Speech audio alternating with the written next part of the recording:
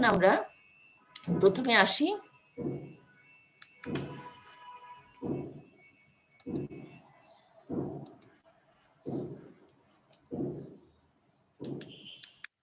Diabetes mellitus কাকে বলে। হ্যাঁ, একটু খেয়াল করো তোমরা।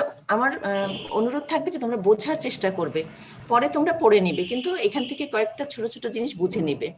যেমন ডায়াবেটিস মেলাইটাসের ডেফিনেশন আমাদের জানতে হবে অবশ্যই। এটা হচ্ছে একটা ক্লিনিক্যাল কন্ডিশন, মানে আসলে একটা অসুখ, ক্যারেক্টারাইজড বাই পারসিস্টেন্ট হাইপারগ্লাইসেমিয়া।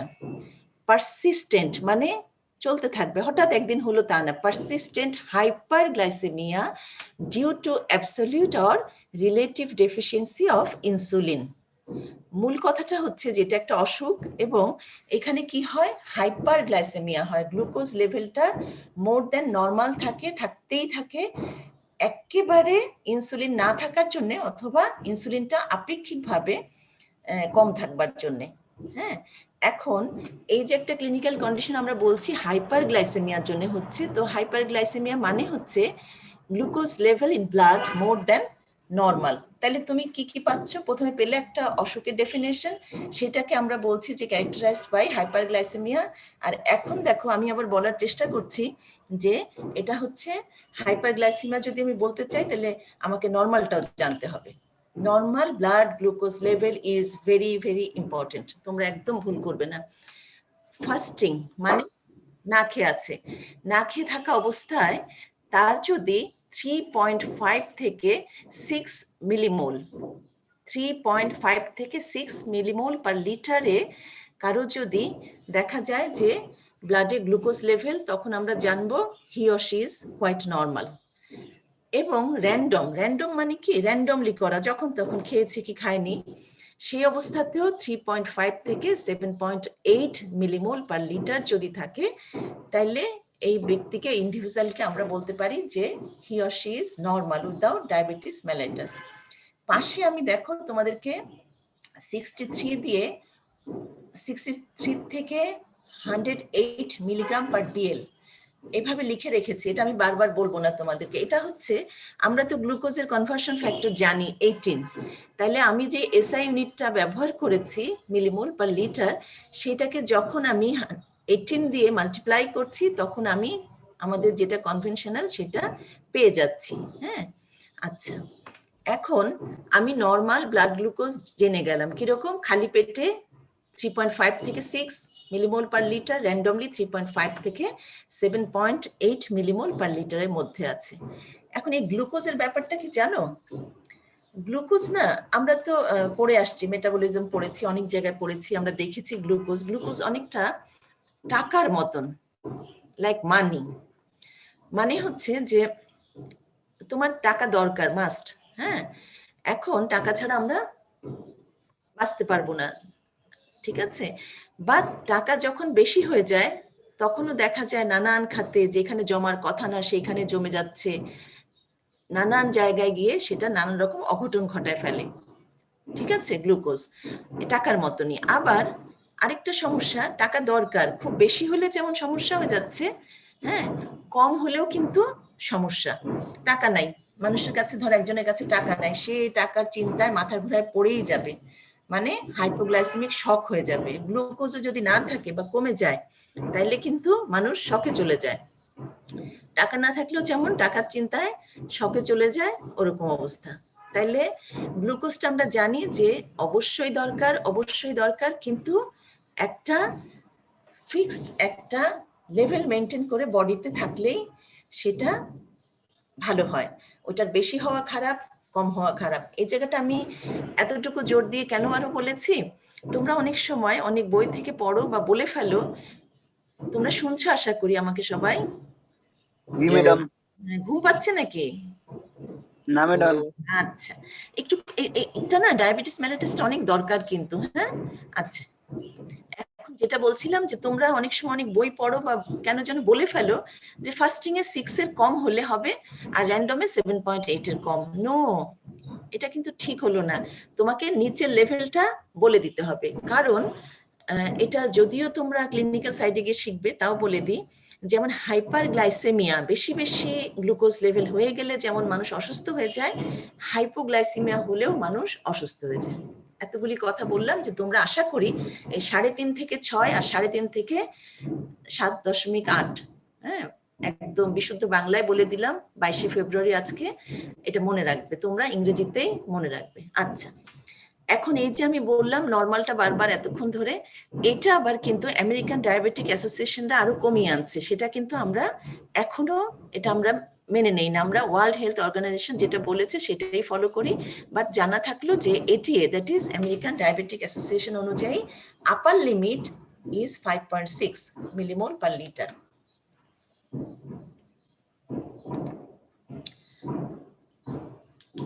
তাইলে আমরা কিন্তু নর্মালটা যেটা বলেছি আমি, এটা কিন্তু আমরা সবাই মনে রাখবো, একটু কষ্ট করেই মনে রাখবে। আচ্ছা, এখন আসুন টাইপ।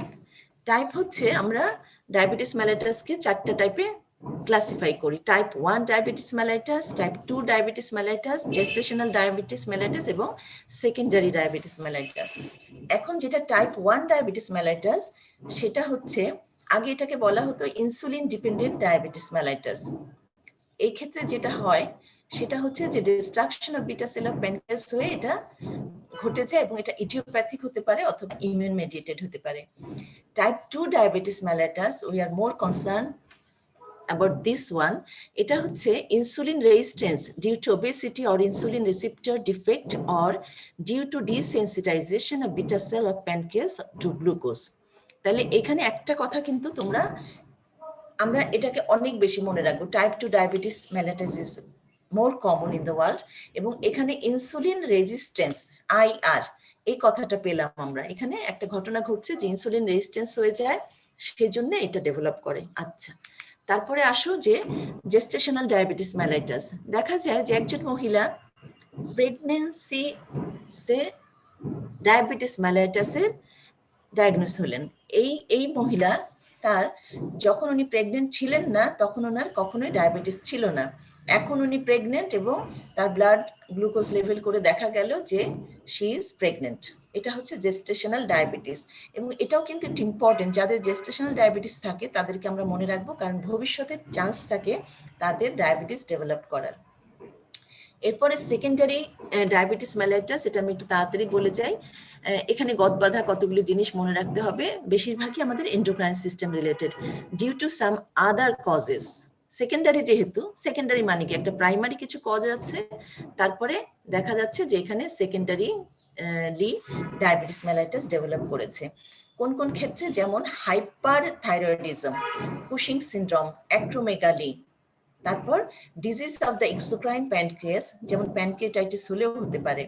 আচ্ছা, chronic liver disease like cirrhosis of liver, আর জেনেটিক কিছু কন্ডিশন আছে, যেমন ডাউন সিনড্রোমের যে ইন্ডিভিজুয়াল থাকে তাদের কিন্তু দেখা যায় যে ডায়াবেটিস মেলাইটাস ডেভেলপ করে। আর ড্রাগ অ্যাবিউজের জন্য হতে পারে, যেমন কর্টিসোল, ওরাল কন্ট্রাসেপটিভ, এই ক্ষেত্রে হতে পারে। আমরা 4টা ক্লাসিফিকেশন জানলাম ডায়াবেটিস মেলাইটাসের। এখন আসো difference between type 1 diabetes mellitus এবং টাইপ 2 ডায়াবেটিস মেলাইটাস। আচ্ছা, তোমরা এখন একটু মন দিয়ে শোনো, স্লাইড দেখাচ্ছে, একটু খেয়াল করে শোনো। সেটা বলছি যে আমরা টাইপ 1 ডায়াবেটিস মেলাইটাস এবং টাইপ 2 ডায়াবেটিস মেলাইটাস, তাই তো, এ দুটোর পার্থক্য জানবো আমরা, রাইট? জি ম্যাম। আচ্ছা, এখন তোমরা এখন স্ক্রিন দেখাচ্ছে, একটা কল্পনা, নিজে নিজে কল্পনা করো যে তুমি একটা রিসার্চের কাজে এক জায়গায় গিয়েছো, হ্যাঁ, গিয়ে সেখানে দেখছো কি ডায়াবেটিক পেশেন্টকে আসতে বলেছো, সব ডায়াবেটিক পেশেন্ট, ঠিক আছে। তুমি দেখলা যে তোমার যে অ্যাসিস্ট্যান্ট ছিল তারা না দুটো ভাগ করে রেখেছে, তোমাকে দেখিয়ে বলছে যে স্যার বা ম্যাডাম, এই যে এরা একটা গ্রুপ, এরা একটা গ্রুপ। তুমি বলে দিয়েছো যে আমাকে টাইপ 1 ডায়াবেটিস মেলাইটাস এবং টাইপ 2 ডায়াবেটিস মেলাইটাস ইন্ডিভিজুয়াল আলাদা করে দিবে। এখন তুমি ফার্স্ট টাইম ঢুকে জিনিসটা নিয়ে কাজ করছো, তুমি দেখবে কি যে একটা গ্রুপে খুব বেশি হলে 20 জন, 20%, 20 ইন্ডিভিজুয়াল। তুমি বলে দিয়েছিল যে 100 জন রাখবে, টোটালি 100 জন রাখবে, তা ওরা রেখেছে, একদিকে রেখেছে খুব বেশি হলে তোমার কাছে মনে হচ্ছে 20, ওকে, আরেক দিকে দেখা যাচ্ছে 80-র মতন। ভালো কথা। যেখানে 20 মতন মানে কম আছে নাম্বারে, তারা তুমি দেখছো তাদের বয়স কম, তারা হচ্ছে লেস দ্যান 40 ইয়ার্স, মানে কম বয়সী, এজটা কম তাদের, ঠিক আছে। আর যারা বেশি বেশি আছে, বললাম যে অ্যাবাউট 80%, তারা কিন্তু বেশ বয়স বেশি তাদের, এবং তারাই কিন্তু মোটাসোটা, ওবেস অথবা ওভারওয়েট। কারা? যারা বেশি জন ছিল, তাদের বয়সও বেশি, তাদের ওজনও বেশি এবং সংখ্যাও বেশি। এটা একটা গ্রুপ দেখেছো। আরেকটা গ্রুপকে দেখেছো সংখ্যায় কম, লিন অ্যান্ড থিন, এবং দেখা যাচ্ছে যে এই মানুষগুলির বয়সও কম। এখন তোমার দেখা শেষ, দেখার কাজ শেষ, এখন তুমি কথা বলবে। কথা যখন বলছো তখন যারা লিন অ্যান্ড থিন তাদেরকে জিজ্ঞেস করছো যে আপনাদের পরিবারে কি ডায়াবেটিস আছে? তারা বলবে তেমন না, ঠিক আছে। আচ্ছা, গেলা অন্য গ্রুপের কাছে, জিজ্ঞেস করেছো যে আপনাদের পরিবারে কি ডায়াবেটিস আছে? হ্যাঁ হ্যাঁ, অনেক অনেক, আমার মার আছে, নানির ছিল, দাদির ছিল, সাপোজ টু বি। হ্যাঁ, কথার মধ্যে আরেকটা জিনিস পেয়ে গেলাম। এরপরে তুমি জিজ্ঞেস করবে যে ওরা বুঝবে না তো যে কিটোজেনেসিস কি হয়েছিল, কিটো মানে ওরা তো, তুমি যদি মেডিকেল টার্ম ব্যবহার করো ওরা তো বুঝবে না। তাইলে তুমি যেটা করবে সেটা হচ্ছে জিজ্ঞেস করবে যে আপনি কি কখনো ডায়াবেটিসের জন্য কিটোসিস এরকম কোনো অসুখের নাম শুনেছেন বা আপনার হয়েছিল? যারা লিন অ্যান্ড থিন গ্রুপ তারা বলবে যে হ্যাঁ, আমার তো প্রায় এরকম, আমি কমাতে চলে গেছি নাকি এরকম শুনেছি, বা আমার আত্মীয় স্বজনের মধ্যে আছে। কিন্তু যারা লার্জার গ্রুপ ছিল with more age, more weight, তারা বলবেন না, কই আমাদের তো কখনো এরকম কিটোসিস এরকম কোনো ঘটনা জানা নাই। তাহলে এটা তুমি কথা বলে জেনে গেছো তোমরা, ঠিক আছে। তিনটা জিনিস দেখেছো, দুটো কথা দিয়ে জেনেছো। এখন তুমি কি করবে? এখন তুমি কিছু পরীক্ষা নিরীক্ষা করবে। পরীক্ষা নিরীক্ষা করে তুমি দেখছো যে তাদের বিটা সেল যারা টাইপ 1-এ ছিল, এখনো তুমি টাইপ 1 এখনো জানোনি, কিন্তু আমি এখন বলে দিচ্ছি যে যারা কম সংখ্যায় ছিল, বলেছে যে পরিবারে বেশি হয়নি, তারা ছিল লিন অ্যান্ড থিন, কম বয়সী, তারা হচ্ছে টাইপ 1। তুমি যখন তাদের বিটা সেলের পরীক্ষা নিরীক্ষা করছো, দেখবে যে তাদের বিটা সেল ডিস্ট্রাকশন হয়ে গেছে এবং ইনসুলিন নাই। বিটা সেল নাই, ইনসুলিন নাই। আমরা জানি যে ইনসুলিন আসে from beta sell of pancreas. আচ্ছা, এখন ইনসুলিনও নাই। ঠিক যেটা টাইপ 2 পেলা, তাদের কিন্তু বিটা সেল ডিস্ট্রয় হয়নি, এবং তাদের ক্ষেত্রে ইনসুলিনটা কম থাকতে পারে, নর্মালও থাকতে পারে, বেশিও থাকতে পারে। এটা তুমি পরীক্ষা করেছো, হ্যাঁ, তোমার ইনভেস্টিগেশনের ফলাফল। আরো একটা ইনভেস্টিগেশন করেছো, আরো দুটো। একটা হচ্ছে ইনসুলিন সেন্সিটিভিটি দেখতে গিয়ে দেখেছো টাইপ 1-এর তো সেন্সিটিভিটি নিয়ে কোনো সমস্যা নাই। আসলে তো তার ইনসুলিনই নাই, তার সেন্সিটিভিটি নিয়ে কোনো সমস্যা নেই, নর্মাল সেন্সিটিভিটি সে শো করছে। বাট যেটা টাইপ 2, তাদের ক্ষেত্রে তুমি ইনসুলিন সেন্সিটিভিটি কম পাবে, ঠিক আছে। আচ্ছা, এরপরে আসো খুব স্ট্রং একটা পরীক্ষার মধ্যে, সেটা হচ্ছে আমরা অটো অ্যান্টিবডি দেখব। যেটা টাইপ 1 সেটাতে অটো অ্যান্টিবডি পজিটিভ থাকবে, টাইপ 2-তে থাকবে না। হয়ে গেল, তাহলে তোমার ডায়াগনোসিস হয়ে গেল, তুমি জেনে গেলে। এখন তো ওই লোকগুলি বলবে যে আপনারা ডেকেছেন, আমরা এসেছি, এখন কিছু পরামর্শ দেন, কি করব। যখন টাইপ 1-এর পিপলকে পাবে, তাদেরকে বলে দিবে যে আপনার তো আর কিছু করার নাই, আপনাকে ইনসুলিনই নিতে হবে, আপনার তো শরীর থেকে ইনসুলিন আসেই না, ইনসুলিন যারা দিত তারাই নষ্ট হয়ে গেছে, আপনি ইনসুলিন নিতে হবে। তাহলে ট্রিটমেন্টে আমরা কি পাচ্ছি? ইনসুলিন। আর যারা হচ্ছে টাইপ 2, তাদেরকে কারো কারো ক্ষেত্রে ডায়েট কন্ট্রোল দিয়ে ঠিক হয়ে যাবে, কেউ কেউ এক্সারসাইজ করবে, ঠিক হয়ে যাবে, কারো কারো ক্ষেত্রে মুখে ওষুধ খাবে, ওরাল হাইপোগ্লাইসেমিক এজেন্ট খাবে, সেটা দিয়েও ঠিক হয়ে যাবে। অথবা যদি দেখা যায় যে হচ্ছে না, সেই ক্ষেত্রে আমরা ইনসুলিনটা প্রেফার করতে পারি। তাহলে আমরা টাইপ 1 এবং টাইপ 2 কিন্তু ডিফারেন্সটা এখান থেকে জেনে গেলাম। যেমন প্রিফারেন্সটা টাইপ 1-এ 10 to 20%, তোমরা কি বুঝেছো, জেনেছো? ম্যাডাম। আচ্ছা, তারপরে এজ অনসেটটা লেস দ্যান 40, এবং এই জন্য এটাকে জুভেনাইল বলা হয়। আর 2টা হচ্ছে 40 থেকে বেশি, ম্যাচুরিটি অনসেট। নিউট্রিশনাল স্ট্যাটাসে টাইপ 1টা আন্ডারনারিশড, যে বলেছি, লিন অ্যান্ড থিন।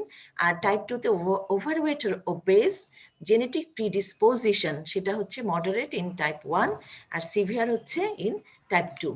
তারপরে ইনসুলিন সেন্সিটিভিটি নর্মাল থাকবে 1-এ, 2-তে হচ্ছে ডিক্রিজ, ডিফেক্ট হচ্ছে বিটা সেল ডিস্ট্রাকশন, 2-তে beta cell not destroyed, insulin status absolutely deficiency. আর টাইপ 2-তে less insulin, normal, or even it may be more, autoantibody positive এবং negative. Ketosis common in type 1, rare in type 2। Treatment বলেছি যে insulin in case of course absolutely insulin for type 1 diabetes mellitus, এবং যেটা type 2 সেক্ষেত্রে diet control, exercise, oral hypoglycemic agent or insulin. আচ্ছা, auto অ্যান্টিবডিটা কি?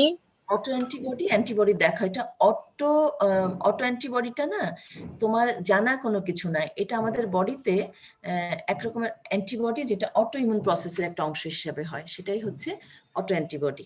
এটা হচ্ছে কপাল, এটা হচ্ছে ভাগ্য। হ্যাঁ, যখনই কারো দেখবে যে এটার অটো অ্যান্টিবডির জন্য এটা হচ্ছে, তখন বুঝে নিবে যে তার ভাগ্যটার জন্য হচ্ছে। আচ্ছা, এইখানে এই স্লাইডটা হচ্ছে ইনসুলিন রেজিস্ট্যান্স, এটা আমি তোমাদের 10:30টায় ক্লাস না। আচ্ছা, এটা আমি একটু তাড়াতাড়ি বলে দিই। হ্যাঁ, এটা তোমরা পড়েও নিতে পারবে। ইনসুলিন রেজিস্ট্যান্স যেটা আমরা বলি আইআর, সেটা কি হয় জানো? এটা হচ্ছে ইনসুলিন থাকে ঠিকই, কিন্তু টার্গেট যে টিস্যু সে না ওই ইনসুলিনের রেজিস্ট্যান্স শো করে, সে ওটার ইনসুলিনের এফেক্টটাকে নিতে চায় না, কাজ করতে চায় না। এটাকে বলা হয় resistance to target tissue to the effect of insulin.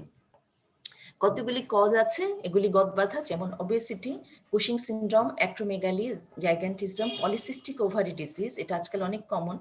এবং consequence of IR, it is important যে টাইপ 2 ডায়াবেটিস মেলাইটাস হবে। তাহলে ইনসুলিন রেজিস্ট্যান্স যদি শর্ট নোট আসে আমরা পারবো যেটা কি, এটা হচ্ছে resistance of target tissue to the effect of insulin, এবং কজ আছে কতগুলি, আর কনসিকোয়েন্সটা হচ্ছে টাইপ 2 ডায়াবেটিস মেলাইটাস। আচ্ছা, এতক্ষণ যেটুকু বলেছি তোমরা কি বুঝেছো? আমি একটু হয়তো ফার্স্টে গিয়েছি। জি ম্যাডাম, আচ্ছা, বুঝতে পারছি।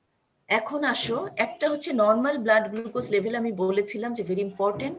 হ্যাঁ, এখন যেটা বলবো এটাও ইম্পর্টেন্ট তোমাদের জন্য, সেটা হচ্ছে যে ডায়াগনোসিস অফ ডায়াবেটিস মেলাইটাস। এটা তোমরা যতদিন ডাক্তার হিসাবে সার্ভিস দিবে ততদিন জানা থাকতে হবে, কিন্তু এটা অনেক সময় টাইম টু টাইম অনেক সময় এগুলি চেঞ্জ হয়, এটা রিসার্চ করে তারপর এস্টাবলিশ করে। তা আপাতত এটাই মনে রাখো যে diagnostic criteria of diabetes mellitus, ঠিক আছে? এতে দেখো ফাস্টিং ব্লাড গ্লুকোজ কনসেন্ট্রেশন হচ্ছে equal to or more than 7.0 millimole per litre. আমি কিন্তু আবারও বলছি, আমি কিন্তু তোমাদেরকে ওই কনভেনশনাল যে ইউনিট ওটা বলবো না, ঠিক আছে? এটা লেখা আছে বা তোমরা দেখে নিবে, আর 18 দ্বিগুণ দিবে। আচ্ছা, তাহলে ফাস্টিংটা যদি আমি জানি যে 7 অথবা মোর দ্যান 7 হয়, তাহলে সেই ক্ষেত্রে হচ্ছে তুমি বলে দিতে পারবে যে ডায়াবেটিক। আচ্ছা, র্যান্ডম করেছো, র্যান্ডমটা যদি 11.1 মিলিমোল পার লিটার হয় অথবা তার চেয়ে বেশি হয়, তাহলে তুমি বলে দিবে যে এটা হচ্ছে ডায়াবেটিক। একটা কি বলেছি, খালি পেটে fasting is equal to or more than 7.0 millimole per litre, র্যান্ডমটা হচ্ছে মোর অর ইকুয়াল টু 11.1। কেউ আমরা এটা ভুলবো না। কি ভুলবো না? খালি পেটে 7, ভরা পেটে বা র্যান্ডমলি 11.1, এটা আমরা কিছুতেই ভুলবো না, ঠিক আছে? আর একটা 2 আওয়ার্স পোস্ট লোড বলা হয়, যে তুমি দিয়েছো গ্লুকোজ, তারপরে সেটা কিন্তু র্যান্ডমের সমান, এটা কষ্ট হবে না মনে রাখতে, equal to or more than 11.1 millimole per litre. এই যে 3টা কথা বলেছি, তার মধ্যে প্রথম 2টা বিশেষ করে একদম আমরা ভুলবো না, ঠিক আছে? আর পরে দেখো কিছু সাইন সিমটম বলেছি, কারণ এটা তোমাদের জানা থাকা ভালো। যেমন কি হবে, পলিউরিয়া হবে। পলিউরিয়া আমরা জানি কি, পলিডিপসিয়া মানে মোর অ্যান্ড মোর থার্স্টি হয়ে যাবে, পলিফেজিয়া তার বেশি খিদা লাগবে, বেশি চাইবে, মানে একদম ক্লান্ত হয়ে যাবে, ব্লাড ভীষণ ঝাপসা দেখবে, সোর্স ডু নট হিল, তার যে বিভিন্ন ক্ষত সেগুলি দেখা যাচ্ছে সারবে না। আচ্ছা ম্যাম, একটা কোশ্চেন আছে। হ্যাঁ বলো। Ma'am, fasting blood glucose concentration, এখানে ম্যাম ফাস্টিং এর কন্ডিশন গুলো কি কি? হ্যাঁ, খুব ভালো কথা বলেছো। ফাস্টিং এর কন্ডিশন হচ্ছে তোমাকে মিনিমাম এক কন্ডিশন বলি না, ফাস্টিং মানে খালি পেট। এখন খালি পেট কতক্ষণের? হ্যাঁ, এটা হচ্ছে মনে করবে যে, মনে রাখবে যে মিনিমাম 8 আওয়ার্স, ঠিক আছে? 8 আওয়ার্স, অনেক সময় অনেকে বলবে 10 আওয়ার্সের মতন, কোনো অসুবিধা নাই। আর এটা কিন্তু তোমরা এতদিন যা পড়েছো এটার থেকে রিলেটেড সব কথা চলে আসতেছে, কেন জানো? তোমরা যে পড়েছো যে ডাইজেশন, অ্যাবজর্পশন, তারপর ব্লাডে থাকছে, তারপর চলে যাচ্ছে, এগুলি মিলিয়ে মিলিয়ে যেই সময়টা লাগে আমাদের, সেটা বোঝানোর জন্য আমরা এই ফাস্টিংটাকে কনসিডার করি, ঠিক আছে? এটাকে আমরা নিয়ে আসছি, কারণ আমরা জেনেছি যে খাওয়ার পরে এই হয় সেই হয়, যার জন্য আমাদের যেটা একটা স্ট্যান্ডার্ড জানতে হবে, ধরতে হবে, সেটার জন্য আমরা ফাস্টিংকে নিয়েছি এবং র্যান্ডমকেও আমরা কনসিডার করেছি। ঠিক আছে? আচ্ছা, তাহলে ফাস্টিং আর র্যান্ডম তোমাদের ক্লিয়ার?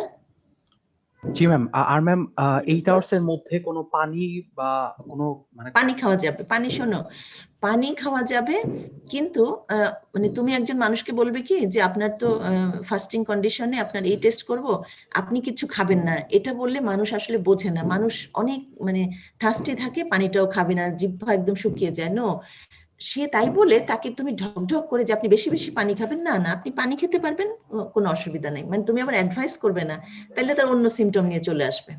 ঠিক আছে? কিন্তু পানি, কিন্তু ওয়াটার আমাদেরকে এক্ষেত্রে আসলেই আমাদের গ্লুকোজ লেভেলটাকে সে কোনো রকম চেঞ্জ করতে পারবে না।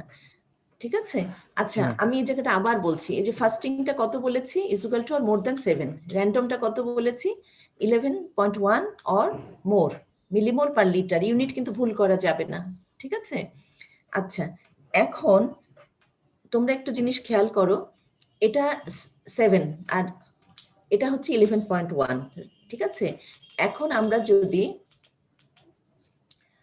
প্রথমটায় যাই, আমরা যে নর্মাল বলেছিলাম, নর্মালে আপার লেভেলটা ছিল, লোয়ার লেভেল তো আমরা জানি, কিন্তু আপার লেভেলটা ছিল 6। ঠিক আছে? আর র্যান্ডমে ছিল 7.8, রাইট?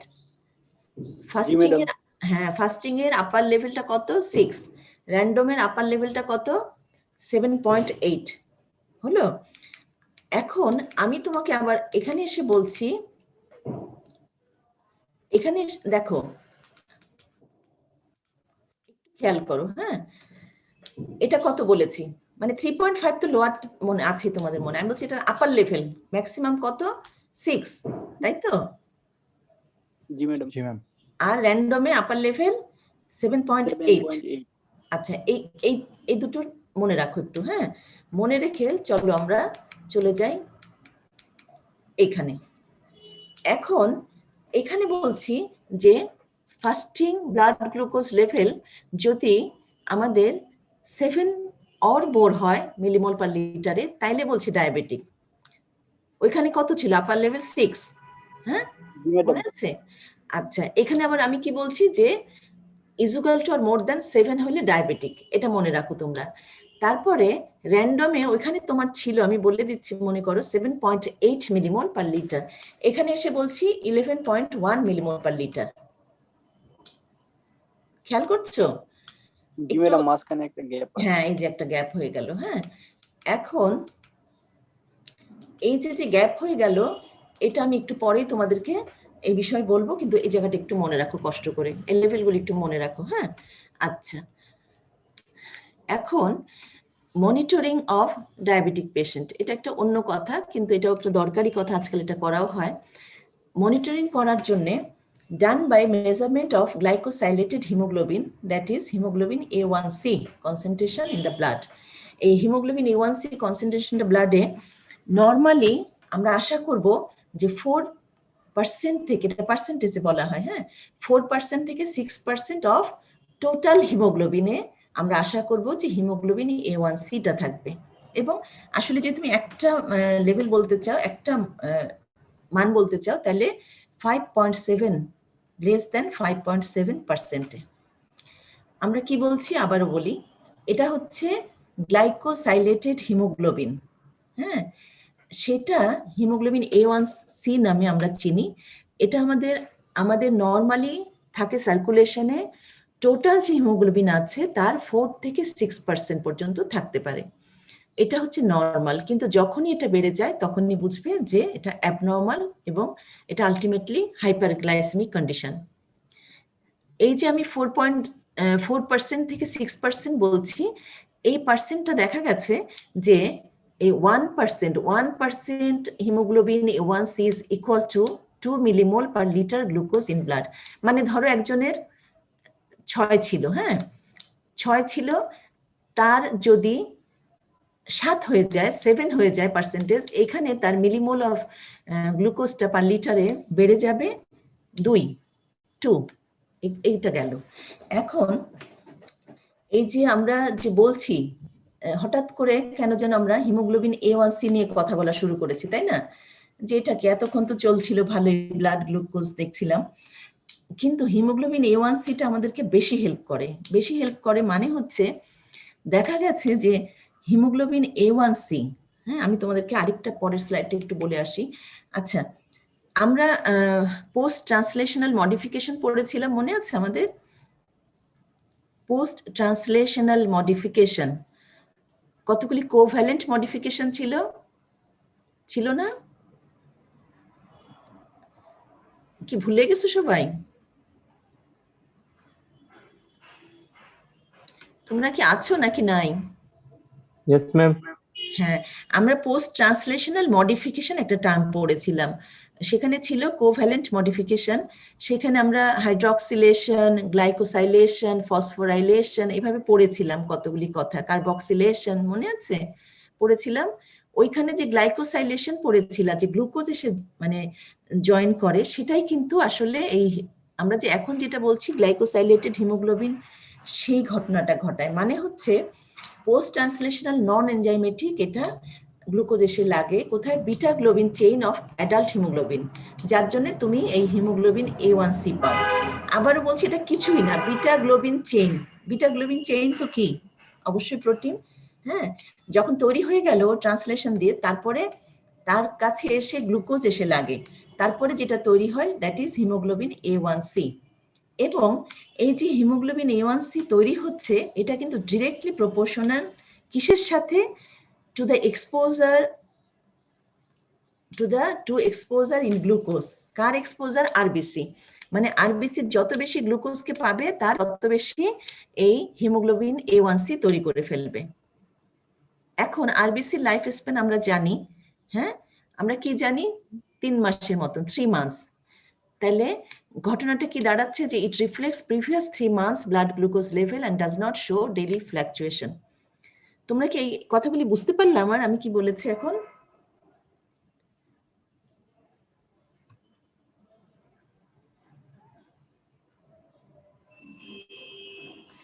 আমি হিমোগ্লোবিন A1C নিয়ে কথা বলেছি, তোমরা কি বুঝতে পেরেছো?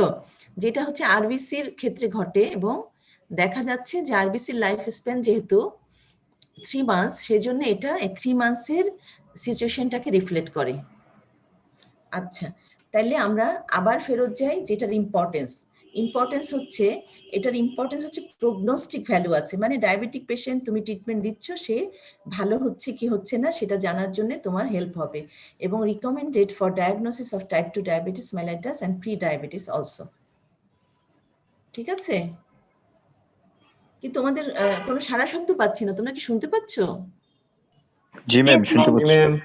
আচ্ছা আচ্ছা, এখন আমি চলে যাব একটু দরকারি, দেখো, pre diabetes. It is the stage when blood glucose levels are higher than normal. কি দাঁড়ালো? It is the stage when blood glucose levels are higher than normal but not high enough for diagnosis of diabetes. তাহলে কি ঘটনাটা ঘটলো?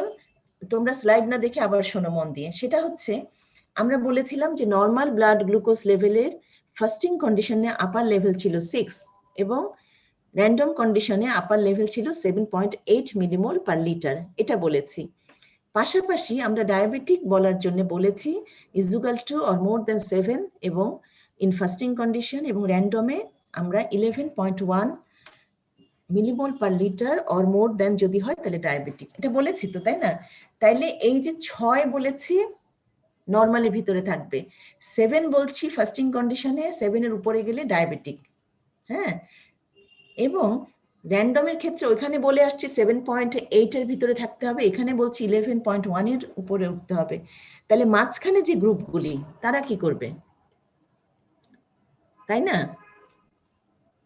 দেখো, তোমাদের মনে question আসছে না কেন?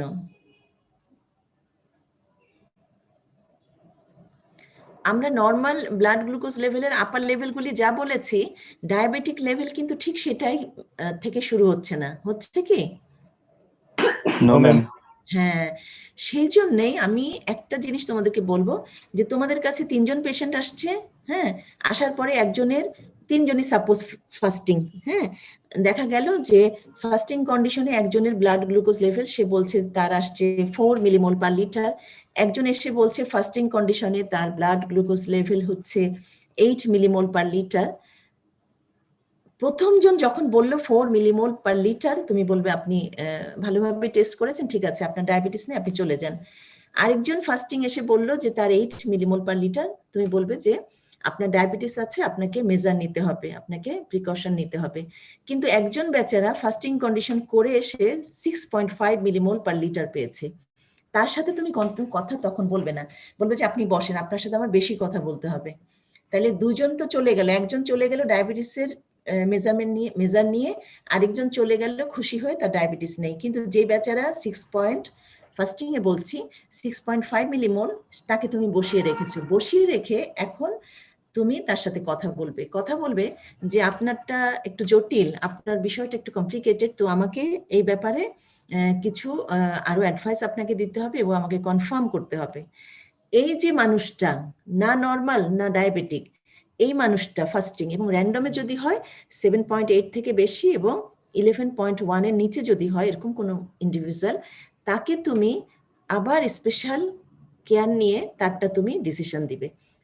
এই যে গ্রুপগুলি তারাই হচ্ছে প্রি ডায়াবেটিস, মানে হচ্ছে it is the stage when blood glucose levels are higher than normal but not high enough for diagnosis of diabetes. এই ক্ষেত্রে আমরা দুটো গ্রুপ পাই, একটা হচ্ছে IFG, that is impaired fasting glucose, IGT, that is impaired glucose tolerance, হ্যাঁ, এবং এদেরকে আমরা কিভাবে ডায়াগনোসিস করে কনফার্ম করব? ওরাল গ্লুকোজ টলারেন্স টেস্ট দিয়ে, OGTT দিয়ে আমরা এটা কনফার্ম করব। প্রি ডায়াবেটিসের জন্য ইম্পর্টেন্স হচ্ছে pre-diabetic persons are at risk of developing diabetes mellitus. Pre-diabetic persons are at risk for heart disease, stroke. Help, number 3 দেখো, help people at risk to be careful as physical activity and weight loss of obese individual may help to reduce risk. এটা গেল importance of pre-diabetes. আচ্ছা, আমি তোমাদেরকে একটা কথা বলি, হ্যাঁ, আমরা পড়ানোর সময় অনেক সময় বলি তো যে এটা ইম্পর্টেন্ট, আসলে যা কিছু পড়বে সবই আমাদের জানতে হবে। আমরা যা পড়াবো সেটাও জানবে, বই থেকে জানবে, কিন্তু আজকে যে আমি যেটা বলছি তোমাদেরকে ডায়াবেটিসের যা কিছু বলছি, তোমরা খেয়াল করবে বা বড়দের কাছ থেকে শুনবে যে প্রত্যেকটা অংশ কিন্তু খুবই important. Pre diabetes short note আসে বলে শিখবে তা না, তোমাকে জানতে হবে জিনিসগুলি, এবং আলাদা করে IFG IGTও শর্ট নোট আসে। তারপরে দেখো যে আমি যেটা বলে আসছি হিমোগ্লোবিন A1C, এটাও শর্ট নোট আসে, তোমরা কোশ্চেন আশা করি এতদিনে দেখে ফেলেছো, মানে প্রত্যেকটা জিনিস কিন্তু ইম্পর্টেন্ট। এখন বলো, আমি কি বেশি তাড়াতাড়ি বলছি? No ma'am. বোঝা যাচ্ছে তো? Yes, ma'am. I am sorry জি, ma'am. ফর ফরেনার্স, হ্যাঁ, আমি জানি না এখানে আছে কিনা, ওরা জয়েন করেছে কিনা, বাট আমার মনে হয় যে ওরা বই পড়ে ভালো ইংরেজি থেকে বুঝে নেবে, বাট আমাদের যারা বাংলাদেশি আছো আমি মানে চাচ্ছি তোমরা একটু ভালো করে বুঝে নাও। Ma'am, we are understanding, ma'am. Thank you so much, ma'am. Sorry Ma'am, we are understanding everything, ma'am. Oh, very nice. Thank you. Okay, now OGTT, it is again very important one, not only for short question, you should know this very well. আচ্ছা, OGTT যেটা oral glucose tolerance test, এখন ওই যে বলছিলাম যে একটা গ্রুপকে তুমি বসিয়ে রেখেছো যে তোমার আরো বেশি অ্যাডভাইস দিতে হবে, সেই গ্রুপটা কারা?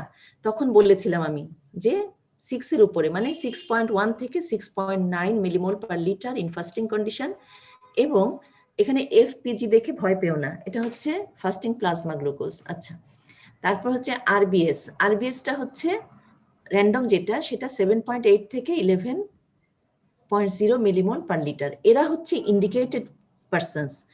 তাহলে OGTTর ইন্ডিকেশন বললে, ইন্ডিকেশন মানে হচ্ছে যে কাদের ক্ষেত্রে তুমি করবে, যাদের FPG 6.1 থেকে 6.9 মিলিমোল পার লিটার এবং যাদের random blood glucose level is 7.8 থেকে 11.0 মিলিমোল পার লিটার।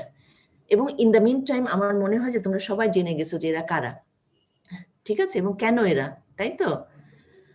আচ্ছা, এটা গেল ইন্ডিকেশন। এখন কিছু নিয়ম কানুন আছে, দেয়ার আর সাম precaution.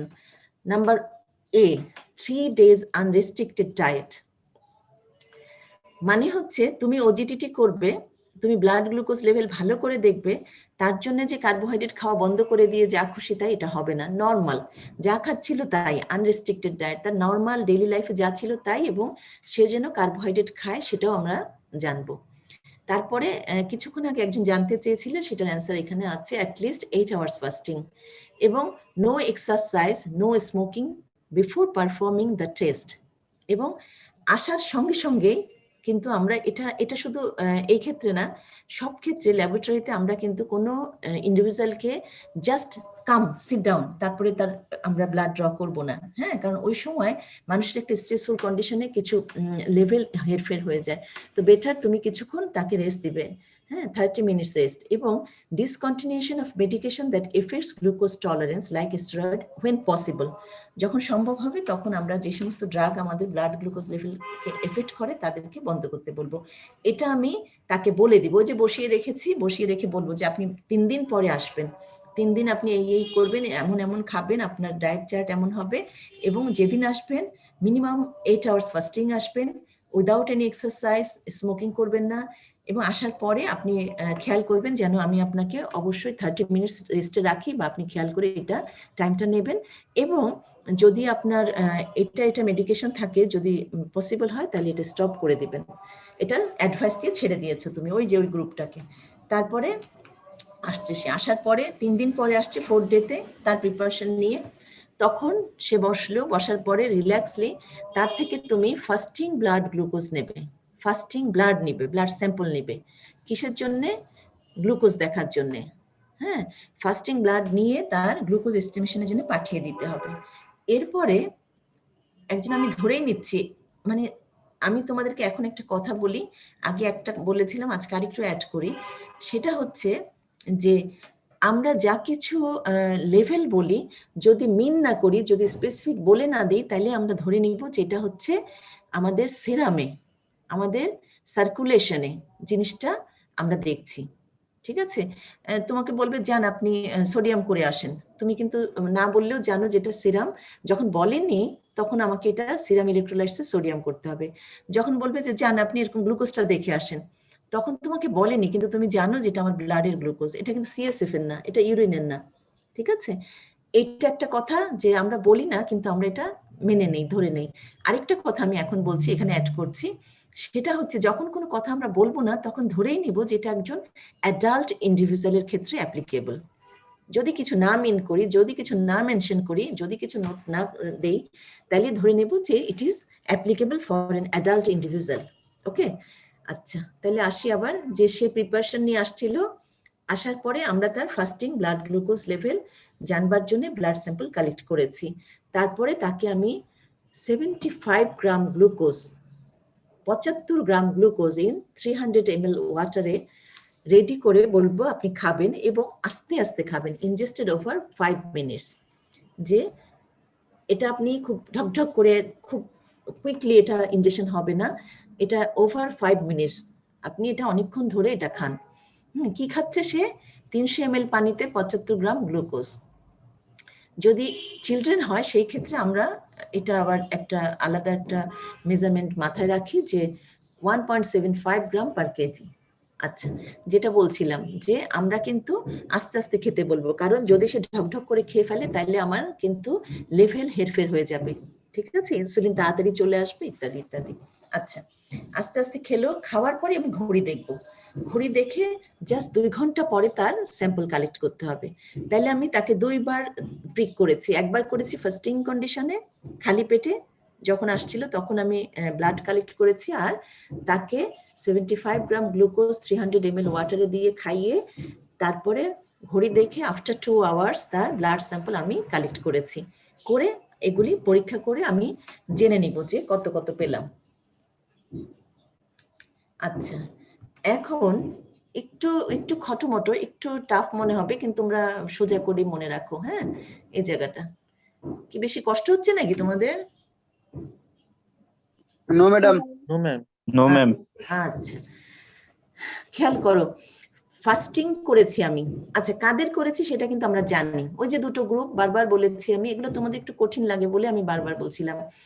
দুটো গ্রুপ আমি বলেছি যে ফাস্টিং এ একটা ঝামেলা গ্রুপ 6 থেকে 7, 6 থেকে 7 মধ্যে, আর র্যান্ডমে 7.8 থেকে 11 এর মধ্যে, ওই গ্রুপটা তুমি তো জানোই এদেরকে নিয়ে কাজ করছো। কি করছো? খালি পেটে ব্লাড নিয়ে করেছো, আবার তার আফটার 2 আওয়ার 75 গ্রাম গ্লুকোজ লোডে করেছো, করে তোমার হাতে এখন রিপোর্ট চলে আসছে। এই যে 75 গ্রাম গ্লুকোজ দেওয়ার পরে তুমি করেছো, তখন তুমি দেখলা কি যে তার 11.1 মিলিমোলের বা লিটারের বেশি আসছে, ঠিক আছে? 11.1 মিলিমোল পার লিটারের বেশি আসছে, তাহলে কি দাঁড়ালো? তাইলে সে ডায়াবেটিক। কারণ আমরা কিন্তু জানি যে ডায়াবেটিক কারা, তাই না? আর এখন তো আরো সুন্দর করে করেছি, অনেক অর্গানাইজ ওয়েতে করা, অনেক প্রিকশন নিয়ে করা। তাইলে হি or she is diabetic when the level is 11.1 millimole per litre. গেল, এটা সোজা, এটা মনে রাখা সোজা। হ্যাঁ, এখন একটু খটোমটো, একটু কনসেন্ট্রেট দাও, যদিও আমি কনসেন্ট্রেশন দাও, যদিও আমি দেখছি 100 পার্টিসিপেন্ট, বাকিরা কি করবে আমি জানি না। এখন দেখা যাচ্ছে যে 7.8 থেকে 11 মিলিমোল পার লিটারই আছে, এবং ফাস্টিং ব্লাড গ্লুকোজ তার লেস দ্যান 6.1, মানে ফাস্টিংটা নর্মাল কিন্তু র্যান্ডমটা একটা গোলমেলে লেভেলে, তাইলে এটা হচ্ছে ইম্পেয়ার্ড গ্লুকোজ টলারেন্স, এই গ্রুপে চলে গেল। এবং যদি less than 7.8 millimole per litre এবং ফাস্টিং ব্লাড গ্লুকোজ লেভেলটা আবার গোলমেলে গ্রুপে, ঠিক আছে, র্যান্ডমটা নর্মাল, ফাস্টিংটা গোলমেলে গ্রুপ, এই যে কারেকশন হয়নি সেই 6.1 থেকে 6.9 আছে, এ হচ্ছে আইএফজি, ইম্পেয়ার্ড ফাস্টিং গ্লুকোজ গ্রুপে। ক্লিয়ার এই জায়গাটা? দেখো, তোমরা কি কথা বলছো না কেন? বারবার মানে আনমিউট করতে অসুবিধা হয় নাকি? না ম্যাডাম। রাগিব অবশ্য বরাবরই, হ্যাঁ রাগিব, তুমি মানে তোমরা বলো যে এই জায়গাটা ক্লিয়ার হয়েছে তোমরা? ম্যাম এগুলো রেঞ্জটা বুঝলাম, বাট ম্যাডাম কেন এটাকে ম্যাডাম আমরা ইম্পেয়ার্ড গ্লুকোজ টলারেন্স বলতেছি, এটা ম্যাডাম একটু ক্লিয়ার করুন। আচ্ছা, তাহলে আবারও যাই আমি। তোমরা না এরপরে অনেক জিনিস আছে, নিজের অনেক কিছু মুখস্থ যা যা লাগে করবে, কিন্তু বোঝারটা বোঝো। আবারও বলি, আমি তোমাদেরকে শুরুতেই বলেছিলাম যে আমাদের সবার জন্য স্ট্যান্ডার্ডাইজড করা আছে নর্মাল ব্লাড গ্লুকোজ লেভেল 3.5 থেকে 6 পর্যন্ত মিলিমোল পার লিটারে ফাস্টিং কন্ডিশনে, এটা বলেছিলাম। আবার র্যান্ডমে বলেছিলাম যে 3.5 থেকে 7.8 মিলিমোল পার লিটারে নর্মালে। তাহলে নর্মালের একজন মানুষের ক্ষেত্রে সে ফাস্টিং এ সবচেয়ে বেশি 6 পর্যন্ত শো করতে পারবে, র্যান্ডমে সে 7.8 পর্যন্ত শো করতে পারবে। এটা তো ক্লিয়ার, তাই না? Yes ma'am. আচ্ছা, আবার আমি তোমাদেরকে বলেছি যে তোমরা ডায়াবেটিক কাউকে বলতে গেলে খেয়াল করবে তার ব্লাড গ্লুকোজ যেন ফাস্টিং এ 7 বা তার থেকে উপরে হয়, এবং র্যান্ডমে যেন তার 11.1 বা তার উপরে হয়। এটা বলেছি, তোমরা তাদেরকে ডায়াবেটিক বলে ফেলবে। এই ভিতরে যারা রয়ে গেল, যাদেরকে না আমি বলতে পারছি নর্মাল, না বলতে পারছি ডায়াবেটিক, তাদেরকে নিয়ে আমি ওজিটিটি করেছি। ওজিটিটি করার পরে আমি তো ফাস্টিং নিয়ে দেখেছি এবং র্যান্ডম নিয়ে দেখেছি। র্যান্ডম তো না, এটা 2 আওয়ার্স আফটার গ্লুকোজ লোড দেখেছি। দেখার পরে যাদের আবার আমি 11.1 বা তার চেয়ে বেশি পেয়েছি, সে একদম ফ্র্যাঙ্ক ডায়াবেটিক চলে যান। এখন যে আমি টেস্ট করেছি, আবার আমার কাছে গোলমেলে অবস্থায় আমি রয়ে যাচ্ছি, মানে হচ্ছে আমার র্যান্ডমটা, সরি 75, আমি এটা গ্লুকোজ লোড দিয়ে বলবো, আফটার গ্লুকোজ লোড দেখো 7.8 থেকে 11, তার মানে কি আবার গোলমেলে, না আমি ডিসিশন নিতে পারছি না যে নর্মাল না ডায়াবেটিক, তাই না? এবং তার কিন্তু ফাস্টিংটা আবার নর্মাল, মানে নিচেই আছে। কিন্তু যেটা আমি গ্লুকোজ লোড দিয়ে করেছিলাম সেটা আমার একটা মানে ডিসিশন নেওয়ার মতন অবস্থায় নাই। 7.8 থেকে 11, 7.8 মানে আপার লেভেল অফ নর্মাল, 11 মানে হচ্ছে লোয়ার লেভেল অফ ডায়াবেটিক।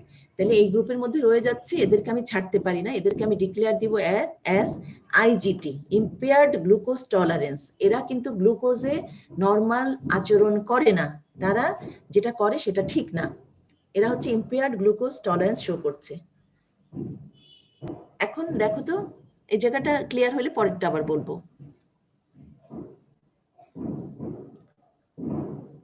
শুনতে পাচ্ছো?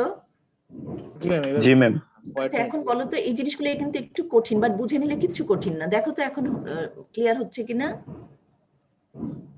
বলো আমাকে একদম বলো, আমি আবার বলবো দরকার হয়। মানে ইম্পেয়ার্ড গ্লুকোজ টলারেন্সটা ম্যাডাম ক্লিয়ার হয়েছে একটু, তারপর আচ্ছা আচ্ছা, তারপরেরটা আসি। হ্যাঁ, তারপরেরটা যেটা হচ্ছে ঠিক একইভাবে দেখা যাচ্ছে যে আমি যখন এটা করলাম গ্লুকোজ লোডের পরে, তার যেটা 7.8 এর নিচে চলে গেছে।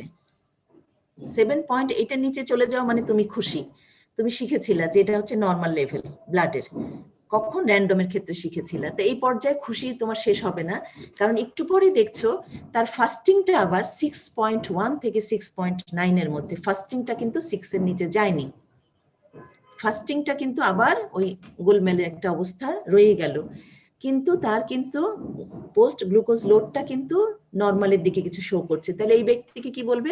বলবে যে আপনার ফাস্টিং এর সমস্যা আছে, ইম্পেয়ার্ড ফাস্টিং গ্লুকোজ, মানে আপনার খালি পেটে গ্লুকোজ লেভেলটা মেনটেন হওয়া ডিফিকাল্ট, আপনিও একটা ভালনারেবল পারসন। কাকে বলছো? যার নাকি তুমি তো খুশি হতে চাচ্ছিলা যে 7.8 এর নিচে আছে, বাস আমি খুশি। না, হতে পারছো না, কারণ তার ফাস্টিংটা 6.1 থেকে 6.5 পেয়েছো। তাইলে তুমি আবার দুশ্চিন্তায় পড়ে গেলে এবং তাকে বলে দিলে আপনি সাবধান, আপনার কিন্তু আইএফজি আছে। ঠিক আছে, আপনি ফাস্টিং কন্ডিশনে আপনার বডি গ্লুকোজ নিয়ে যেই খেলা করে সেটা আপনার জন্য ভালো না, আইএফজি। এখন আশা করি ক্লিয়ার। এবং যদি তুমি দেখো যে দুটো ক্ষেত্রেই মানে গোলমেলে, মানে হচ্ছে পোস্ট গ্লুকোজ লোডে 7.8 এর ভিতরে, সাপোজ আমি ক্লিয়ার করে দিই, যেমন 9 বা 10 পেয়েছো, হ্যাঁ, তুমি পোস্ট গ্লুকোজ লোডে 10 পেয়েছো, আবার এদিকে তুমি ফাস্টিং গ্লুকোজ করতে গিয়ে পেয়েছো 6.5, তাহলে এই ক্ষেত্রে ভীষণ ঝামেলা। একটা হচ্ছে একসাথেই পাবে IFG and IGT, that is impaired fasting glucose with impaired glucose tolerance, দুটোই পেয়ে গেছো। এবং যদি এটা খুব রেয়ার মানে কি, যদি তুমি দেখো যে গ্লুকোজ পোস্ট গ্লুকোজ লোডটা লেস দেন 7.8 এবং ফাস্টিংটা হচ্ছে লেস দেন 6.1, তাইলে হচ্ছে নো ডায়াবেটিক্স মেলাইটাস, মানে এটা আসলে নর্মাল না।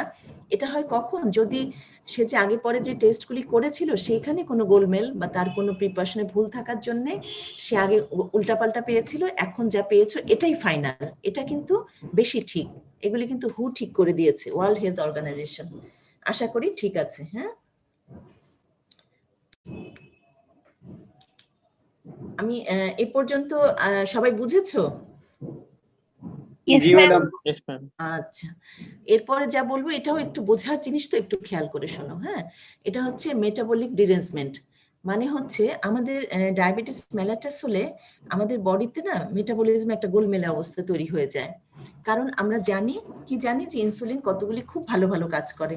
ইনসুলিন কি করে? আমাদের পেরিফেরাল আপটেক, মানে সেল কি করে? সেলুলার গ্লুকোজ আপটেক ইনক্রিজ করে। হ্যাঁ, আমরা শিখেছি তো এগুলি, যে ইনসুলিন, এখন তোমরা মাথায় আনবে ইনসুলিনের কাজ, এবং ইনসুলিনের কাজ ঘুরে ফিরে অনেকবার কাজে লাগবে। এখানে আনো, তোমরা দেখেছো যে ইনসুলিন হচ্ছে পেরিফেরাল আপটেক করে গ্লুকোজকে, মানে সার্কুলেশন থেকে সেলে সেলে চলে যাচ্ছে। আর শুধু তো চলে যায় না, গিয়ে আবার গ্লাইকোলাইসিস করে গ্লুকোজকে ভেঙে দেয়, মানে কমায় দেয়। এবং সে কি করে? দেখা যায় যে গ্লাইকোজেনেসিস করে, মানে নিয়ে নিয়ে সে জমা রাখে। মানে আলটিমেটলি ইনসুলিনের কাজ হচ্ছে সার্কুলেশন থেকে গ্লুকোজ সরানো এবং সার্কুলেশনে যেন বেশি গ্লুকোজ না আসে সেটা খেয়াল করা। এবং সেটা খেয়াল করতে গিয়ে সে কি করে? গ্লুকোনিওজেনেসিস হতে দেয় না, সে গ্লাইকোজেনোলাইসিস হতে দেয় না, কারণ এগুলি হলে নতুন গ্লুকোজ চলে আসবে। এবং সে কি করে? দেখা যায় যে প্রোটিওলাইসিস যেটা, সেটাকেও কমায় দেয়। প্রোটিওলাইসিস হলে আবার ওইখান থেকে তুমি আলটিমেটলি গ্লুকোজ তৈরি করে ফেলতে পারো গ্লুকোজেনিক অ্যামিনো অ্যাসিড দিয়ে। তাহলে এগুলি ছিল আমাদের ইনসুলিনের কাজ। এখন আমরা জানি যে এখানে ইনসুলিন নাই, কম আছে। হ্যাঁ, তুমি এই যে কন্ডিশনটা, এই কন্ডিশনে ইনসুলিনের কাজগুলি আর পাবে না, যার জন্য তোমার কাছে আনফরচুনেটলি দেখো সিচুয়েশন কি, পেরিফেরাল আপটেক অফ গ্লুকোজ কমে যাচ্ছে। ঠিক তো? আগে ইনসুলিনের কাজটা মাথায় আনো, ঠিক আছে তোমাদের? দেখো এই প্রত্যেকটা কাজ কিন্তু opposite scenario of function of insulin. হ্যাঁ, পেরিফেরাল আপটেক অফ গ্লুকোজটা আমরা জানতাম বাড়ায়, তাহলে আমি তো ইনসুলিন পাচ্ছি না, কম পাচ্ছি, তাহলে এই ক্ষেত্রে হচ্ছে পেরিফেরাল আপটেক অফ গ্লুকোজ কমে যাচ্ছে সেলে, গ্লাইকোলাইসিস কমে যাচ্ছে, গ্লাইকোজেনেসিস কমে যাচ্ছে।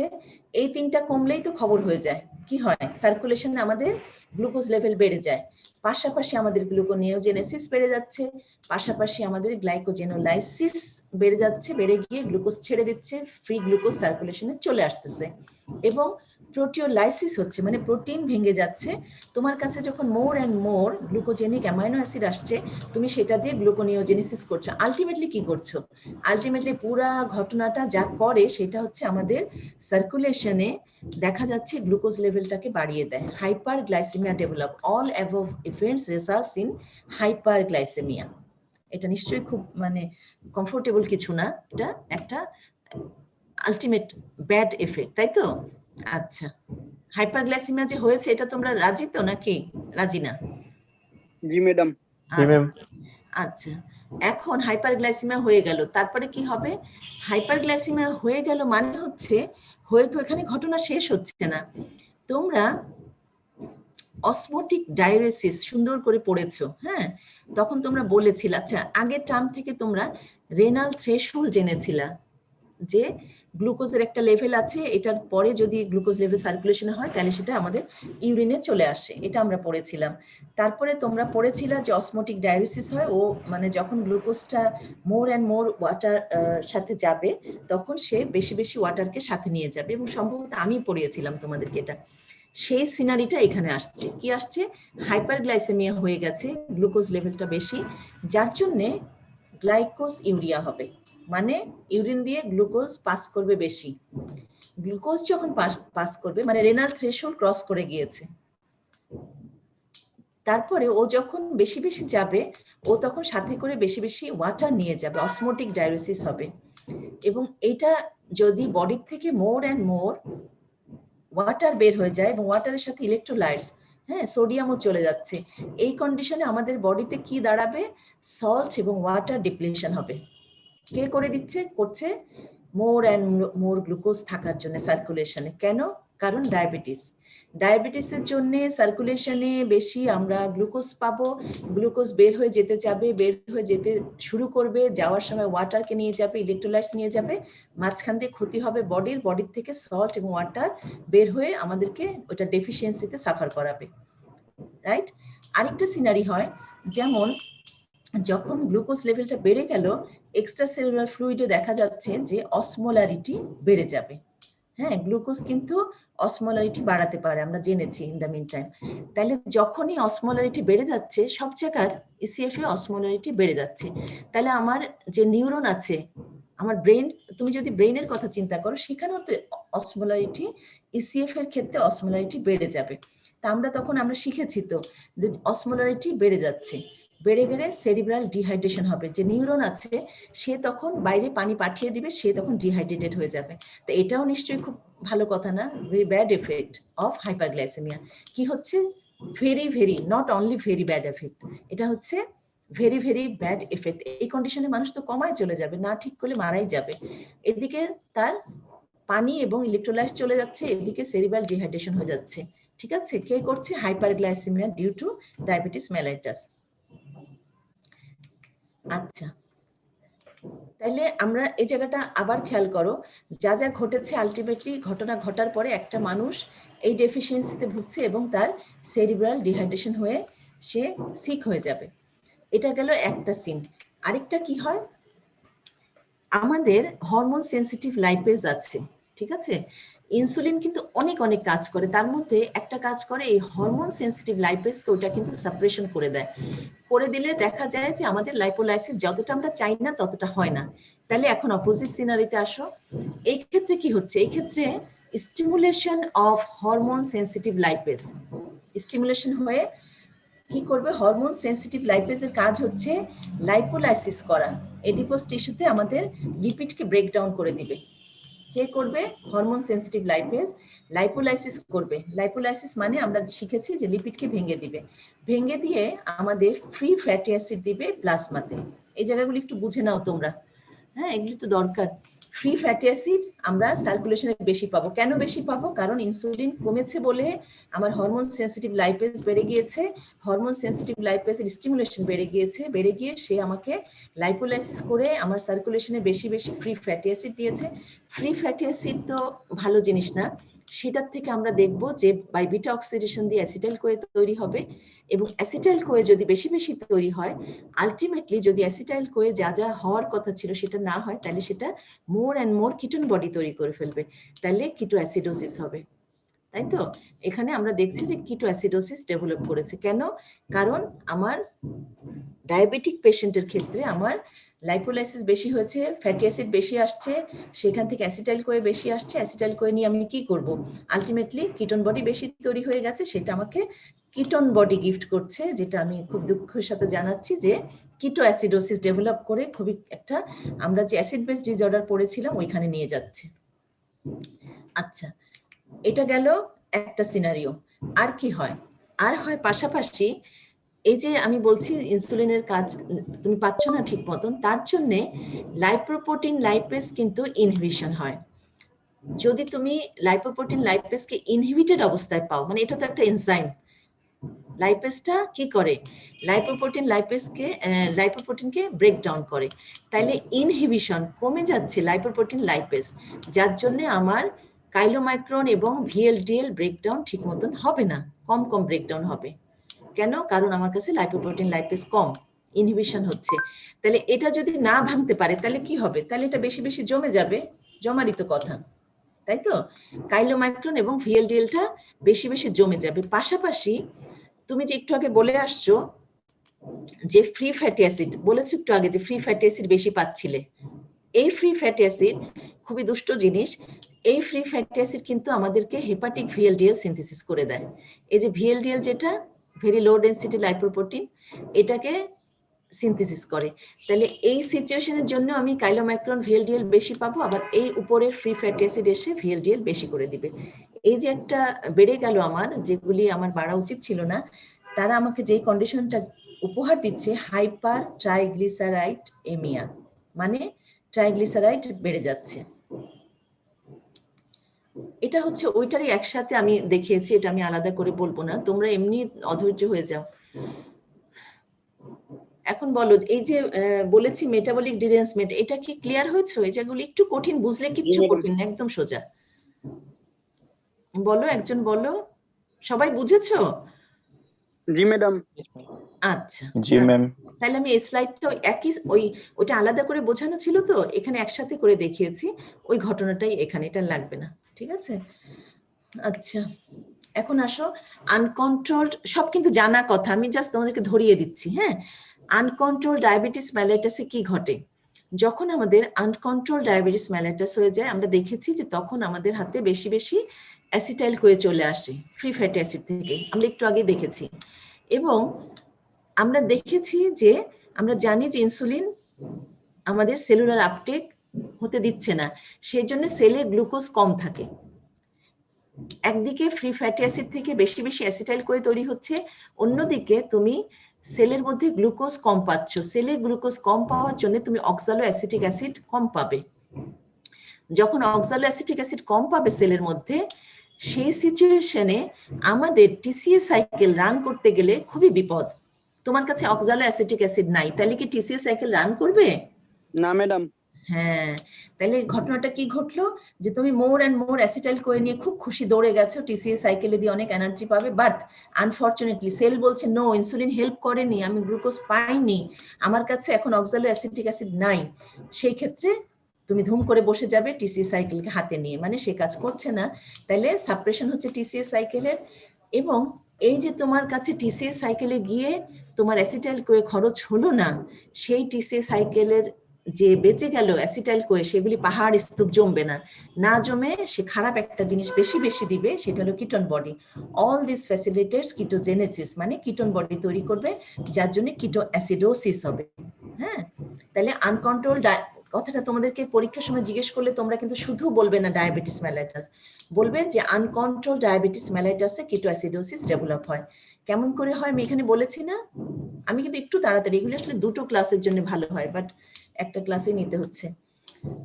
এখানে কিন্তু পুরোটা আমি বলেছি যে বেশি বেশি অ্যাসিটাইল কোয়ে তোমার কাছে, বাট অক্সালো অ্যাসিটিক অ্যাসিড সাফিসিয়েন্ট নাই, তোমার টিসিএস সাইকেল ঠিক মতো রান করছে না, মোর অ্যান্ড মোর অ্যাসিটাইল কোয়ে তোমার কাছে ডিপোজিশন হচ্ছে, সেটা আলটিমেটলি গিয়ে তৈরি করবে কিটোন বডিজ দ্যাট ডেভেলপ কিটো অ্যাসিডোসিস।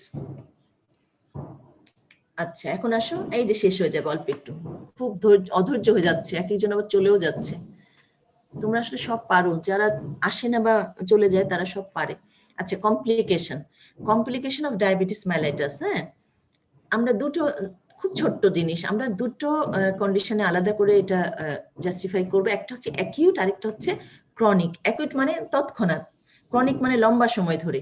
তাহলে অ্যাকিউট যেটা হয় সেটা কিন্তু তোমরা জানো অলরেডি। এই যে আমি বলেছিলাম না একটা স্লাইডে যে সল্ট এবং ওয়াটার ডিপ্লেশন হয়, বলেছিলাম তো। এবং তার পাশাপাশি কিন্তু তোমাদেরকে দেখাই, এই যে এখানে দেখো সল্ট এবং ওয়াটার কমে যাচ্ছে, সেরিব্রাল ডিহাইড্রেশন হচ্ছে, এই যে কন্ডিশনটা। তাই এটা যদি বেশি বেশি হয় তাহলে কি হবে, মানুষটার কিন্তু আলটিমেটলি সার্কুলেটরি ফেইলিওর হবে।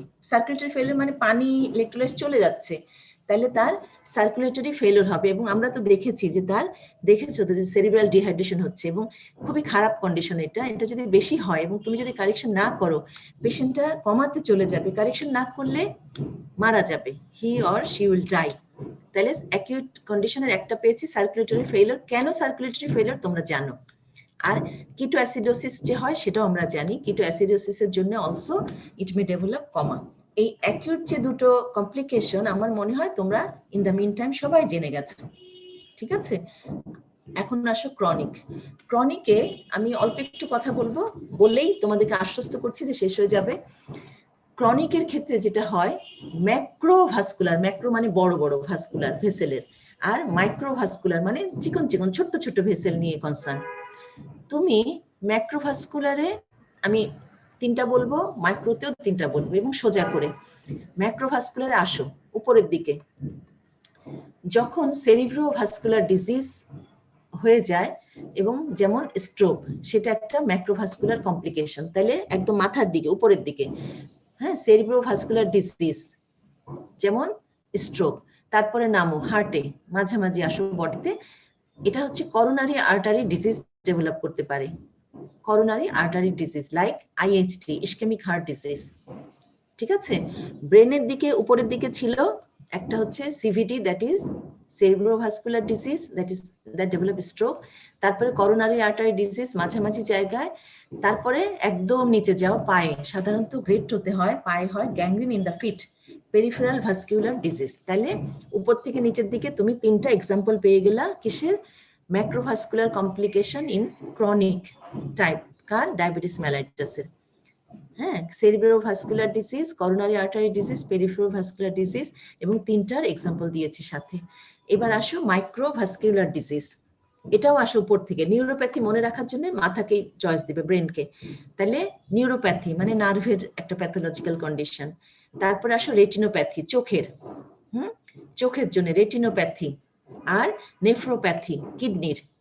তাহলে উপর থেকে যদি তুমি চিন্তা করে মনে রাখার জন্য নিউরোপ্যাথি, রেটিনোপ্যাথি অ্যান্ড নেফ্রোপ্যাথি, এই 3টা হচ্ছে microvascular chronic variety of complication of diabetes mellitus. দেখো এই স্লাইডটা খুব সুন্দর না? এতক্ষণ পরে মনে হলো যে একটা পছন্দের স্লাইড পেয়েছো নাকি? আচ্ছা, আজকে যা যা বলেছি তার মধ্যে দেখো তো কোথাও, মানে জানি 10:15 বেজে গিয়েছে, তারপরেও বলো যে কোথাও তোমাদের সমস্যা আছে। প্রত্যেকটাই এই যে আজকে যে বলেছি তার মধ্যে কিন্তু প্রত্যেকটা ওয়ার্ড ইজ ভেরি ইম্পর্টেন্ট, এবং তোমাদের জানতে হবে। যেমন পিএইচ, পিএইচ ঠিক মতো না জেনে কেউ কিন্তু কোনো পরীক্ষার বোর্ডে যাবে না। আর ডায়াবেটিসের এই ব্লাড গ্লুকোজ লেভেল ইত্যাদি ইত্যাদি ভালো করে না জেনে বোর্ডে যাওয়াটা ঠিক না। আচ্ছা এখন বলো, কারো কোনো সমস্যা আছে?